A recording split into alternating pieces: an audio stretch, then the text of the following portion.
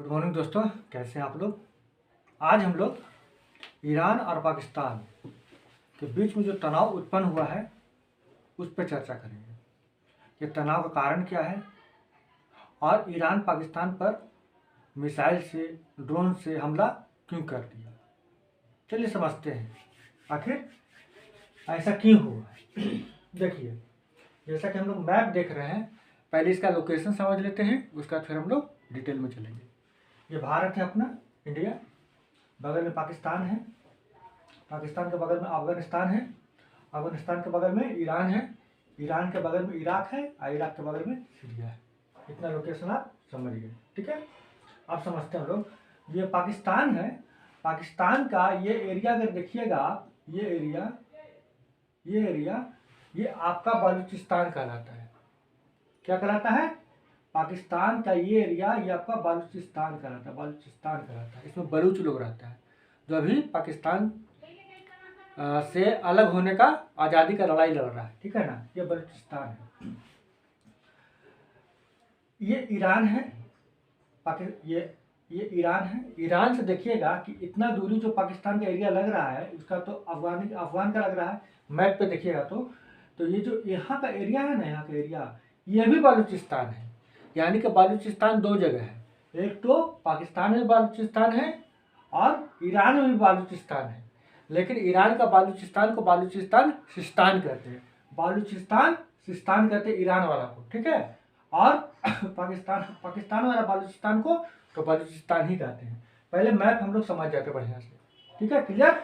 Balochistan Sistan Iran में है, बलूचिस्तान पाकिस्तान में है, क्लियर, ठीक है। देखिए, अभी ईरान क्या किया है कि हमला कर दिया है पाकिस्तान में, बलूचिस्तान में हमला कर दिया। बलूचिस्तान में स्थित दो आतंकी संगठन, यानी एक आतंकी संगठन जिसका दो ठिकाना था, उस पर हमला कर दिया। यह बलूचिस्तान कहाँ पर है? पाकिस्तान में है, यानी कि वो पाकिस्तान पे हमला कर दिया, ठीक है ना। यानी कि अगर मान लिया जाए कि पाकिस्तान का किसी भी इलाका में हमला करेगा तो पाकिस्तान पे ना हमला हो गया, तो ईरान हमला कर दिया है किस पर? बलूचिस्तान में आतंकी संगठन पर, ठीक है। तो पहले मुद्दा समझ जाते हैं, आखिर ये दोनों में लड़ाई कभी भी दोनों में नहीं बना है और हमेशा आपस में तनाव रहता है, लेकिन इस बार तो मिसाइल ही डाल दिया है, यानी तनाव बहुत चरम पे चला जा चुका है। तो आखिर लड़ाई क्या है? ये दो देशों के बीच में लड़ाई मुख्य रूप से इसका जड़ है शिया और सुन्नी का। बम ब्लास्ट होना, कहीं जाकर विस्फोट हो जाना, वो सब तो अलग बात है, लेकिन मुख्य लड़ाई का वजह है शिया और सुन्नी। जैसा कि हम सबको पता है कि इस्लाम धर्म मुख्य रूप से दो भागों में बटा हुआ है, शिया में और सुन्नी में।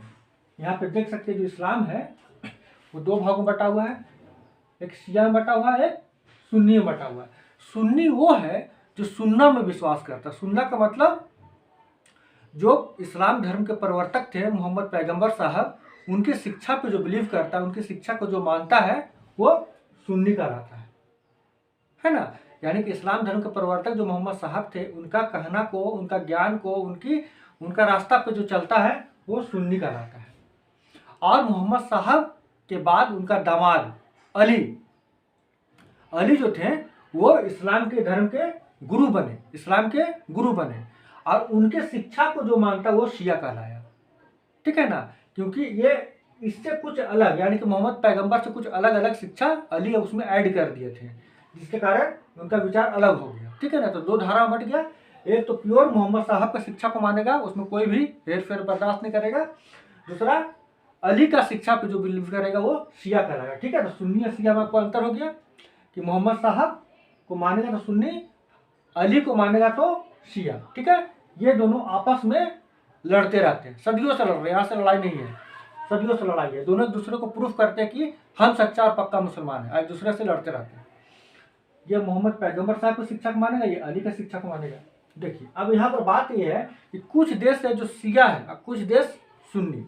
अब शिया सुन्नी में लड़ाई हो रहा है तो इन दोनों के बीच में भी लड़ाई होगा, देश देश में भी लड़ाई होगा, है ना। यानी कि अगर सुन्नी को देखिए तो सऊदी अरब प्रमुख देश है सुन्नी धर्म को मानने वाला, पाकिस्तान प्रमुख देश है सुन्नी को मानने वाला, वहीं शिया को मानने वाला ईरान प्रमुख देश है, ईरान प्रमुख देश है शिया धर्म को मानने के लिए। इसीलिए देखिएगा कि ये शिया को मान रहा है ईरान, पाकिस्तान सुन्नी को मान रहा है, और आपस में दोनों टकराते रहते हैं। मुख्य वजह टकराने का ये है, ठीक है ना। इतना दूर कॉन्सेप्ट आप समझ गए, बेस समझ गए हैं, ये सदियों से चल रहा है। अब आगे हम लोग बढ़ते हैं। हुआ ये कि 3 जनवरी का बात है। 3 जनवरी 2024 को ईरान में एक शोक सभा का आयोजन किया गया था। कोई उनका एक पॉलिटिकल लीडर था, उनका मृत्यु हो गया था। उन्हीं की याद में 3 जनवरी को एक बहुत बड़ा शोक सभा का आयोजन किया गया था। उस शोक सभा में फिदाइन हमला हो गया, मतलब कि बम ब्लास्ट हुआ, और उसमें नहीं भी तो 84 लोग मारे गए BBC की न्यूज के अनुसार। लेकिन कहा जाता है कि 100 से ऊपर लोग मारे गए हैं, ठीक है। 3 जनवरी को शोक सभा का आयोजन हुआ, वहां पर ईरान में हो रहा था, और वहां पर हमला हो गया, बम विस्फोट हुआ, और ईरान के 84 से अधिक यानी लगभग 100 नागरिक मारे गए उस बम ब्लास्ट में, ठीक है ना। ईरान में पूरा त्राही त्राही मच गया। इस घटना का जिम्मेवारी किसने लिया?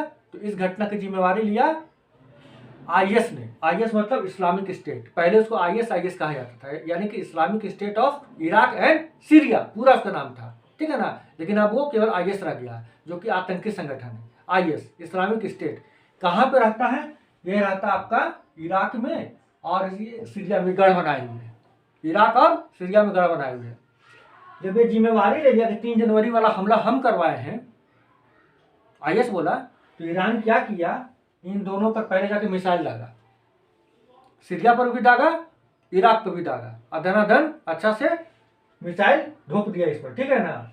आपका उसका आतंकी संगठन पर, आतंकी संगठन, आतंकी गढ़, लोगों को तो पता ही रहता कहाँ कहाँ पे लोग अपना शिविर चला रहा है, आतंकी शिविर चला रहा है, वहां पर ये लोग चला दिया मिसाइल ईरान।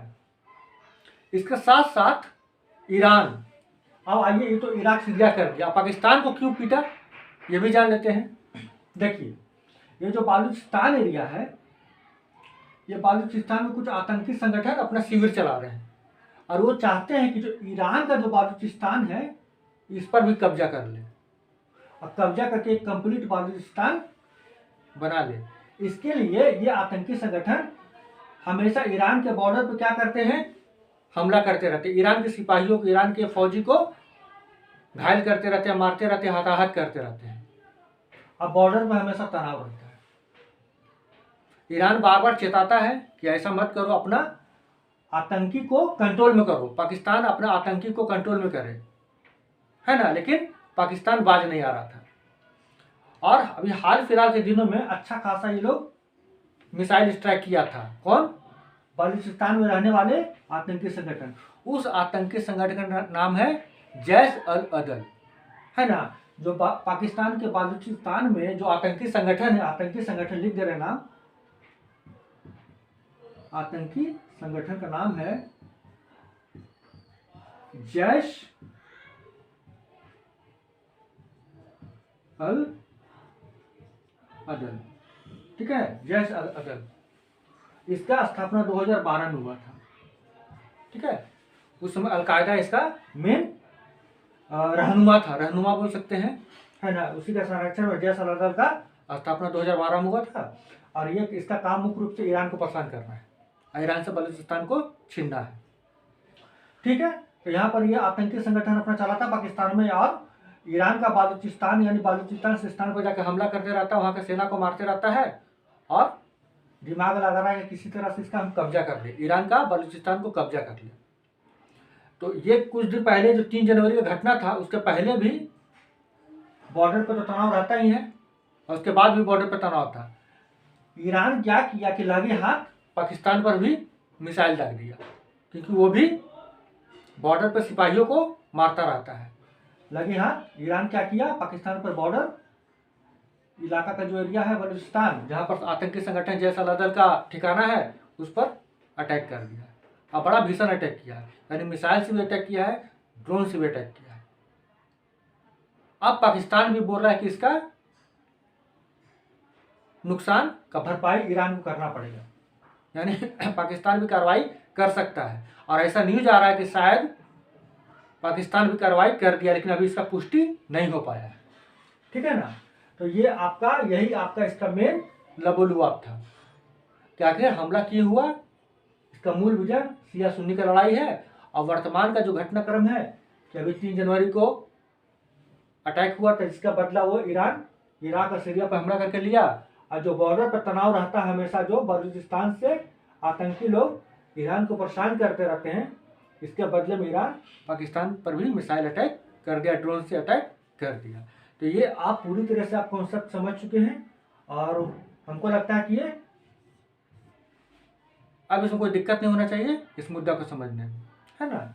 तो बस आज के लिए बस इतना ही दोस्तों, हम लोग फिर मिलेंगे एक नया वीडियो के साथ। तब तक के लिए नमस्कार।